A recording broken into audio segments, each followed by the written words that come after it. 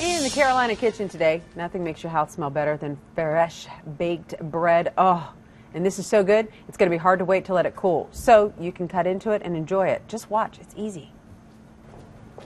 Welcome into the Carolina kitchen. Sarah Mohammed with Whole Foods is here with us, and she swears this is easy and everybody should do it. I'm a little skeptical, so we'll see how this goes. You are making homemade bread. I'm making homemade bread. So this is a very, very, very easy recipe and process, I promise. Okay. So first off, I'm going to start with my stand-up mixer, but if you have a food processor at home, you can certainly use that. Okay. Anything really that's nice and mixing, or if you don't have either one of those, you just want a strong bowl and a nice wooden spoon. And a lot of muscle. A lot of muscle. Okay. So I'm going to lift this up and I'm going to add my bread flour. So this is about 4 cups. And I use bread flour because it has a higher gluten content. And when you're making bread, you really want to make those strong gluten strands. Otherwise, your bread is going to sort of crumble like a cake. Okay. So, and now to that, I'm going to mix in just 1 packet of yeast, or about 2 tablespoons. Oh, sorry, excuse me, 2 teaspoons. And we just turn it on. And it's going to start mixing that yeast around. And then you want to add about a teaspoon of salt. All right, and now we're just going to add our water here. And this is about 2 cups. Okay. We're just going to pour that in while the paddle is going. Same with your food processor. You'd pour it while it's mixing. And you want to make sure and do this on a low setting.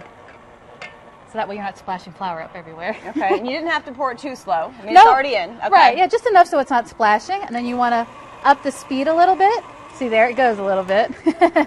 And as you can see, it starts to come together into a ball there. Okay. It's forming itself, and then once it absorbs all that water, it's just going to be one big bread bowl. It's that easy. You don't have to do any hand mixing if you don't want to. Just let the machine really work for itself. That just takes a minute, as you can see. It smells good. Right. It's really easy. We got this nice ball here.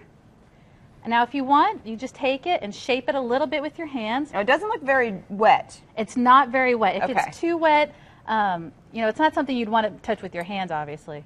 But here we go. We got a nice little ball. And all you would do is put that in a bowl and let it double, just like that one there. So this is nice and bubbly, so we know that it's ready. We can go ahead and start shaping it. How do we let it double? We're going to just let it sit? Just let it sit. That's it. Okay. You can put Not a put towel it anywhere. on top of it. Towel on top, and it's on the counter. It's good. It's good. Okay. And then you just take it, roll it up into a nice little loaf, and I'm going to put it in my loaf pan. Then you let it double one more time till it comes up a little bit over the loaf pan. Bake it at 350 for 30 minutes. All right, let's get you guys the recipe at home. Go to our website, WLOS.com. Click on the Carolina Kitchen link. That is the fastest way.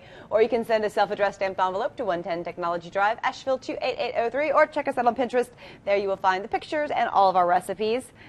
All right, you win. It was much easier than I thought. Sarah, thank you so much. Thank you. And that's what's cooking in the Carolina Kitchen.